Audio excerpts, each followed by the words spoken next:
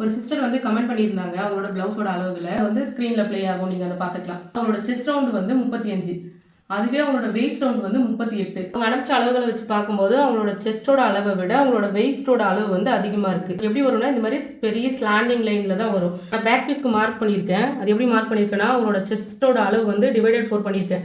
35 இன்ச்சை 4 divide பண்ணோம்னா 8.25 inch வந்திருக்கு.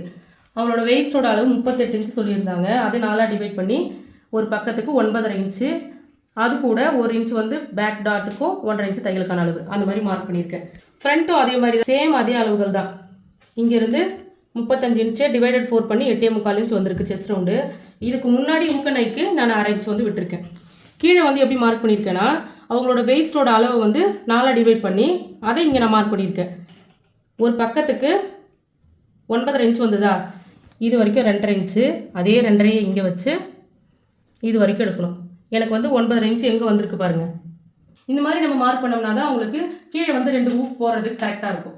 நீங்கள் ஒரு நல்ல டைலர் ஆகணும்னா, அந்த தொழிலில் நீங்கள் நல்லா சம்பாதிக்கணும்னா, எந்த பயமும் இல்லாமல் அந்த தொழிலை நீங்கள் செய்யணும்னா சார்ட்டையும் பேட்டர்னையும் மட்டும் வச்சு நீங்கள் நம்பி அந்த வேலையை செய்ய ஆரம்பிக்காதீங்க. அதுக்காக நான் பேட்டர்னே யூஸ் பண்ண வேணாம்னு சொல்லலை. அந்த பேட்டர்னை எப்படி உருவாக்கணுங்கிறது நீங்கள் கற்றுக்கிட்டு அதுக்கப்புறம் நீங்கள் அதை வந்து உபயோகப்படுத்துங்க. நமக்கு தெரிஞ்ச விஷயத்தை நம்ம மற்றவங்களுக்கு சொல்லிக் கொடுப்போம்.